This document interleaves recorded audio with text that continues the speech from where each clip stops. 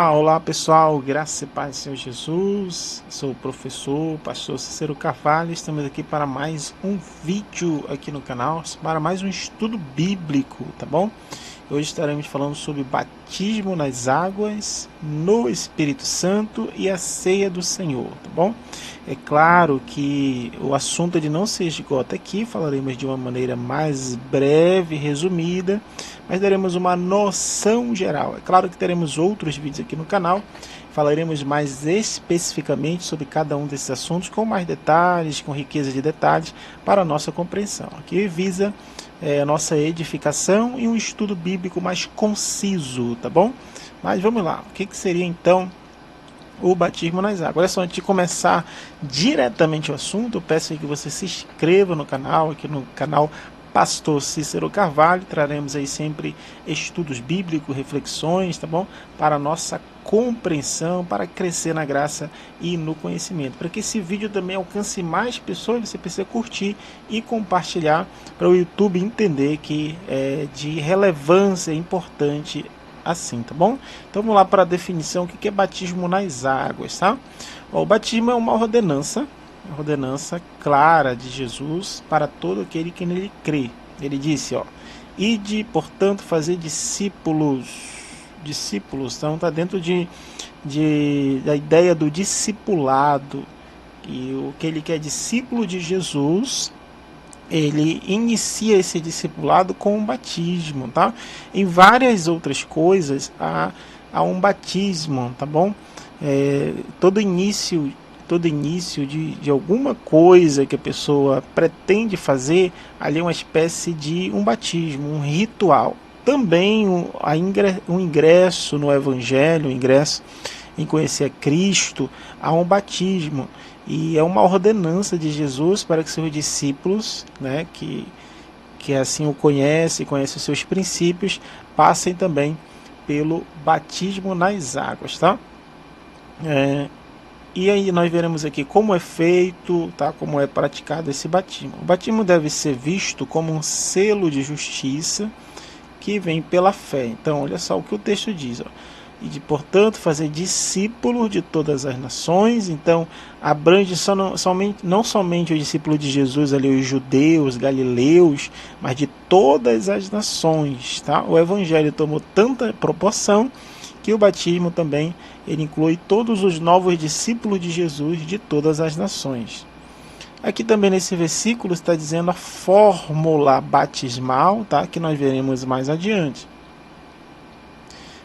É evidente, deve seguir a fé, né? Então todo aquele discípulo de Jesus que segue a fé, os seus princípios. Tá repetindo aqui, né? O mesmo versículo. Não, é bem parecido. Aí disse por todo mundo, aqui já é Marcos 16, né? Nós vemos aqui Mateus 28, a ordem e a fórmula do batismo. E aqui nós temos Marcos 16, 15, diz o seguinte, ide por todo mundo, ou indo por todo mundo, pregai o evangelho, tá? Então, para aqueles que ouvem o evangelho, a toda criatura, quem crê, a fé aqui novamente relacionada com o batismo, então tem que crer no que? No evangelho, e for batizado, será salvo. Então, a crença no evangelho, juntamente com esse início do batismo, traz a salvação, tá? Quem, porém, não crer será condenado. Claro que não crê na verdade do Evangelho, no sacrifício de Jesus, tá bom? Esta é a razão porque não batizamos e nem tampouco validamos o batismo de criança, tá? Então, a igreja evangélica, na sua maioria esmagadora, não batiza crianças, não é uma prática. Por quê? Porque é necessário da fé, é necessário crer, ouvir o Evangelho, né, para poder acreditar, crer. E uma criança, nós entendemos, em sua tenridade, ela não pratica esse ato voluntário de arrependimento, de crer e se arrepender. É necessário crer primeiro e então se batizar. Obedecemos ao princípio bíblico de consagrar os filhos ao Senhor. Mas só os batizamos depois que puderem crer e professar sua fé. O batismo não salva, tá? O batismo não salva ninguém. Jesus diz quem crê, ou seja, primeiro crê e for batizado por crer, tá? Então é pela fé. A fé vem pelo ouvir a palavra de Deus, né? E também pela graça sois salvos. Isso não vem de vós, é dom de Deus mediante a fé, né? Então não é pelo batismo, mas pela fé. Acho que ele não diz quem não for batizado será condenado, mas sim quem não crer, tá? Então quem não crê no evangelho que será condenado. O batismo segue a fé que nos leva à salvação, então, é por meio da fé, porque a Bíblia é harmoniosa, né? Ela tem harmonia e não entra em contradição. Mas ele em si não é um meio de salvação, tá? Somente o batismo em si não é um meio de salvação. Que o diga aquele ladrão que foi crucificado com Cristo, quem Jesus disse que estaria com ele ainda aquele dia no paraíso, tá? Então o batismo não salva, tá? Deixando bem claro aqui para frisar, mas nem por isso deixa de ser importante, tem claro a sua importância e é necessário para a jornada cristã. É um ato, né, que todo cristão deve fazer publicamente. Olha só, podemos dizer que o batismo é parte do processo de salvação, mas não que ele em si mesmo vá salvar. O apóstolo Pedro escreveu o seguinte, não sendo a remoção da imundície da carne, está lá em 1 Pedro 3:21, mas a indagação de uma boa consciência para com Deus por meio de Jesus Cristo.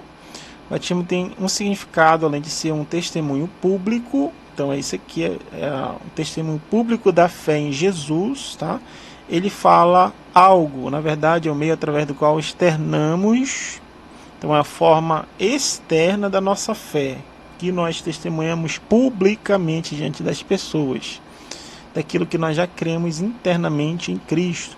Quando falamos sobre a fé em Jesus, não nos referimos a crer que ele existe, tá bom? É mais do que isso, ou seja, é um relacionamento com ele, crer em Jesus, tá? São duas coisas completamente diferentes. Vamos lá, o que mais que nós podemos ver aqui? Há dois elementos básicos na fé que nos salva: identificação e apropriação. Identificação é o aspecto da fé que nos faz ver que Jesus assumiu a nossa posição de pecado. A gente se identifica com Jesus, que mediante a sua morte assumiu em nosso lugar. Olha o que diz em Colossenses 3:3, porque morrestes e a vossa vida está oculta juntamente com Cristo em Deus. Então, a forma do batismo, ou na prática do batismo, nós morremos com Cristo, simbolicamente morremos com Cristo. A apropriação é o aspecto da fé que torna meu aquilo que já vi realizado em Jesus. Então, me aproprio através da sua morte, da sua vida, eu me aproprio dos benefícios da morte de Cristo no Calvário. Olha só o que diz em 1 Timóteo 6:12, toma posse da vida eterna, ou seja, eu me aproprio daquilo que Jesus conquistou para mim ou para nós, a igreja, na cruz. O batismo é o nosso testemunho de identificação com Cristo, revela não apenas que eu tenho fé, mas que tipo de fé eu tenho. Isso é o que diz aqui em Romanos 6:4, nós que todos que foram batizados em Cristo, foram batizados na sua morte, fomos sepultados com ele pela morte, pelo batismo. Então, o batismo é um ato simbólico, tá, de morrer com Cristo e também ressuscitar com ele. Ó. Para que como Cristo foi ressuscitado, assim também andemos nós em novidade de vida. Tá? Então, o batismo é esse símbolo extraordinário da morte, de uma identificação com Jesus na sua morte e ressurreição. Quem pode se batizar? Vamos lá, quem pode se batizar? A Bíblia responde com clareza essas questões em Atos 8:30 a 39. Temos o primeiro batismo cristão, né?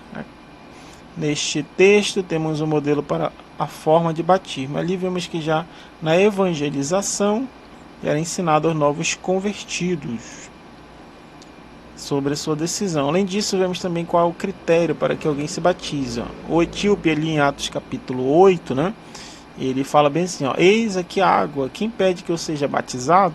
A resposta de Felipe vem trazendo luz sobre o requisito básico para ti. É nisso que se creis de todo o coração. Então, o requisito aqui é a fé, tá? Crer de todo o coração. Quando a pessoa foi esclarecida sobre a obra e não sobre a pessoa redentora de Jesus, e crer de todo o coração, né, nessa obra redentora, né, essa obra de Jesus, ela está pronta para ser batizada. Quando se batiza um novo convertido, não tem uma data estabelecida, né? Mas temos aqui a fórmula batismal, tá? E quando? Deve ser quando a pessoa crê, acredita, se identifica com Cristo e entende o plano da salvação, né? Então, nesse momento, ela está pronta para o batismo. Algumas igrejas, como agora que nós estamos trazem um estudo, né, sobre o batismo, esclarecem o que é o batismo, tira-se as dúvidas, e a pessoa entendendo isso não tem por que negar, porque é a sua identificação com Jesus e um testemunho público, tá? A palavra batismo também, ó, no grego significa imergir, mergulhar, colocar para dentro de.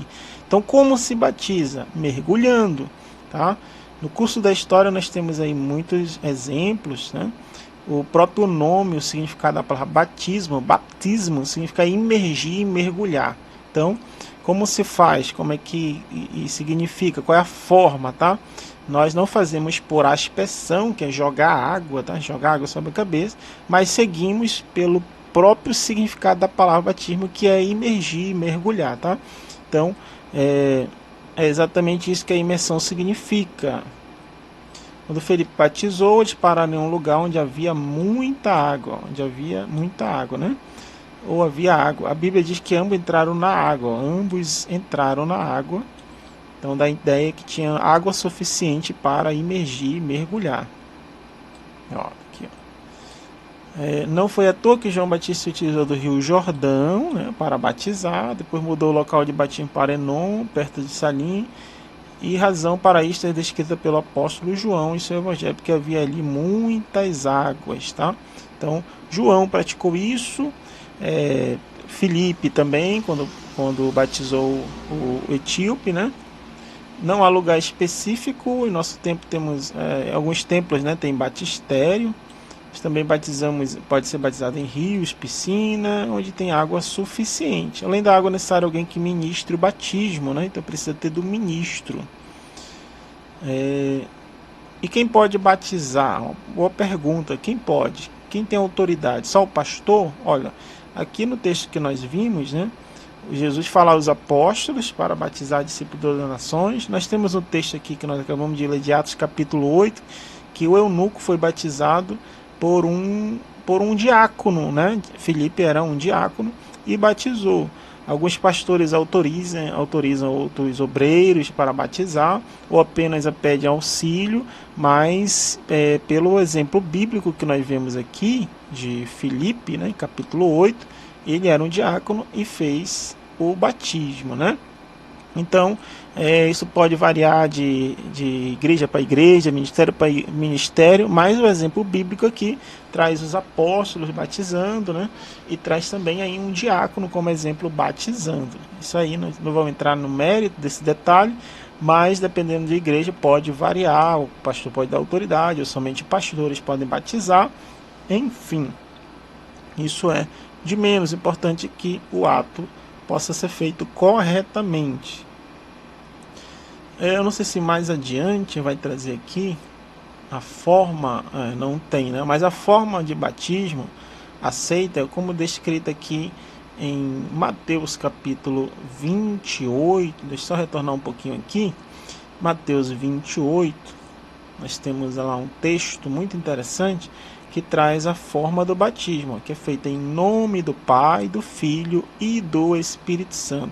Geralmente no ato do batismo, pastores ou o ministro ali que está batizando, ele faz perguntas, né, ao novo convertido, se ele crê de todo o coração em Jesus, se ele acredita, se ele pretende ou promete ser fiel durante toda a sua vida, sua jornada cristã.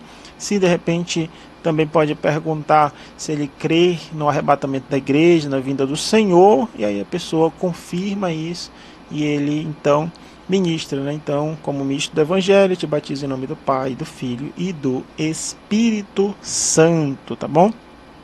Alguns procedem desta maneira. Lá, sobre o batismo no Espírito Santo, o seguidor de Jesus, ele recebe o Espírito Santo, né? Ele recebe o Espírito Santo. No momento da conversão, receber o Espírito Santo, todo mundo tem, essa pessoa gloriosa, maravilhosa do Espírito Santo, Mas uma coisa é receber o Espírito Santo, outra, porém, é ser cheio do Espírito Santo, né? Paulo fala em Efésios 5:18, enchei-vos do Espírito Santo. Não é porque ele seja uma coisa, mas esse relacionamento com o Espírito Santo tem coisas que eu faço através de salmos, hinos, leitura da palavra, oração, que é um exercício para esse ser cheio do Espírito Santo, né? Então, todos possuem o Espírito Santo, mas nem todos são cheios. Quanto ao batismo, tá, do Espírito Santo, a gente vai dar uma pincelada aqui. Nós temos em Atos capítulo 2 ali, quando, da mesma forma que a pessoa é batizada nas águas, né, e é imergida nas águas ali, e é um testemunho público de que ela está confessando a Cristo como Salvador, o batismo com o Espírito Santo é algo semelhante, é um batismo também, uma imersão, tá? Olha só, é como se fosse uma imersão.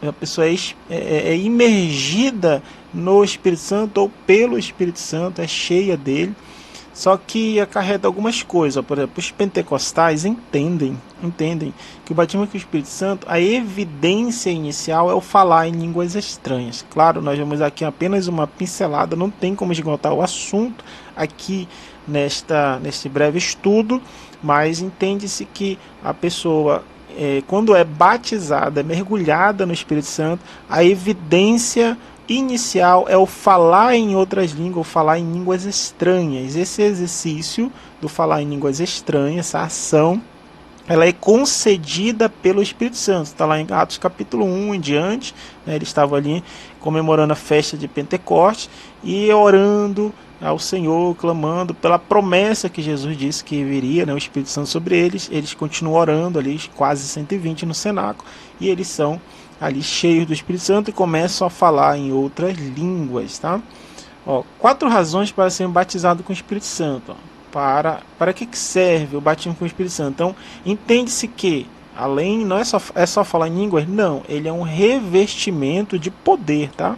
Para testificar de Jesus. A partir dali, né, em Atos capítulo 1, capítulo 2, a igreja foi cheia do Espírito Santo, batizada, e houve um poder diferenciado para que eles testemunhassem, falassem, pregassem o Evangelho. Então, é um revestimento de poder, a ponto de ser testemunha. A palavra testemunha que é mártir, né? A ponto de morrer por uma causa.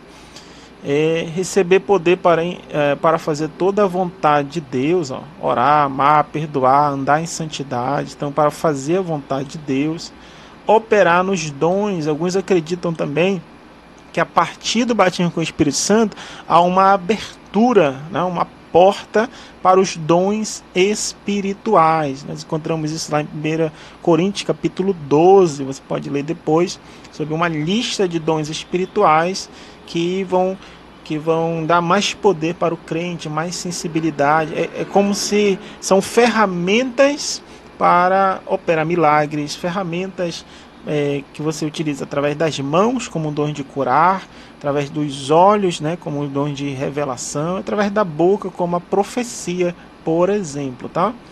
Então, o batismo com o Espírito Santo é de suma importância.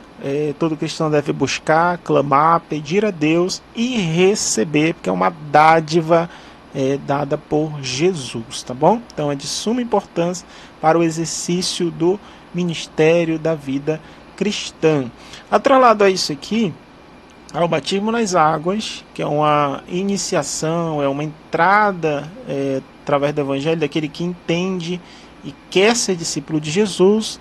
Ele recebe depois também esse revestimento de poder e ferramentas para trabalhar com mais esmero, com mais vontade, com mais amor, com mais paixão, com mais dedicação na obra do Mestre, através do batismo com o Espírito Santo. Ele também pode participar de algo maravilhoso, que é a ceia do Senhor, tá bom? Que é a ceia do Senhor. E o que é a ceia? Alguns denominam também Santa Ceia, né? Esse termo Santa Ceia nós não encontramos na Bíblia, mas encontramos ceia do Senhor. O que é, como e quando deve ser celebrada, quem pode participar. Vamos lá, então nós temos aqui, no texto de 1 Coríntios 11, tá? Paulo ele repete algumas palavras de Jesus, que foram faladas lá em Mateus capítulo 26, é o cálice chamado de cálice da nova aliança. Jesus institui a ceia um pouco antes do seu sacrifício na cruz do Calvário, e ele apresenta aos discípulos, né, dois elementos, o pão e o vinho, representando ali a sua carne, representando o seu sangue. Quando ele fala do vinho, ele diz: esse é o sangue da nova aliança, que é derramado por muitos para a remissão dos pecados. Tá? Então Jesus disse, fazer isso. Tá? Então a gente tem aqui uma ordenança. O que é a Santa Ceia e o batismo? Tanto o batismo quanto a Santa Ceia são ordenanças. Jesus disse para batizar, Jesus disse fazer isto. Então é uma ordem de Jesus para celebrarmos a ceia também. É um imperativo, tá? Fica bastante evidente no texto. Vamos lá. Lugar algum das escrituras menciona o pão e o vinho se tornando literalmente corpo e sangue do Senhor. Então, claro, quando ele fala isso, que é apenas simbólico, tá? O pão e o vinho são simbólicos sobre a carne e o sangue de Jesus. Ceia do Senhor é um momento de recordação do que ele fez por nós ao morrer na cruz para a remissão dos nossos pecados. Quando celebramos, estamos anunciando a morte do Senhor até que ele volte, ou até que ele venha, né? Então, fazemos duas coisas. Lembramos a morte do Senhor, anunciamos que ele morreu, que ele ressuscitou, que ele é o nosso Senhor, que ele é o nosso Cristo, até que ele volte, ou até que ele venha. Então, são figuras de linguagem, nós já falamos, o pão e o vinho. Quando Jesus institui exatamente o pão e o vinho, ele sabia exatamente o que estava fazendo. Ao contrair uma aliança deste nível, as duas partes estavam declarando que misturavam suas vidas, e tudo que um passava a ser outro, passava a ser de um e de outro, né? Então, essa aliança de sangue aqui, esse cálice da nova aliança, ela estava representa esta aliança que temos com Jesus, tá bom? Vamos ler mais aqui adiante, também uma coisa interessante, parte histórica aqui, no tempo apostólico isso também é chamada de ágape ou festa do amor, né? É conhecido como festa do amor lá em Judas 12. As ênfases na expressão corpo que encontramos no ensino bíblico reflete esta visão de unidade e comunhão. E é o que realmente traz no momento da ceia, né? Unidade e comunhão da igreja. Mesmo é um lugar onde comunhão e praticamente quase toda a escultura e época, e a mesa do Senhor não deixa de ter também esta característica. Olha só o que diz em 1 Coríntios 10:16. Mistura o cálice da bênção, que abençoamos, não é a comunhão do sangue de Cristo. O pão que partimos não é a comunhão do corpo. Então, o corpo de Cristo é uma referência aqui à igreja, né? A igreja é chamada de corpo de Cristo. E estarmos unidos, celebrando a ceia, nos traz isso, né? Nos traz essa comunhão especial, né?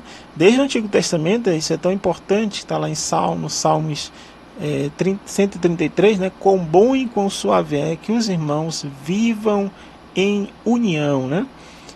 Então, uma das coisas importantes, interessantes na ceia é nós tomarmos ou examinarmos, né? Tomarmos a Santa Ceia examinando a si mesmo para depois comer do pão. Ou seja, tem que ser feito de uma forma com discernimento, com sabedoria, né?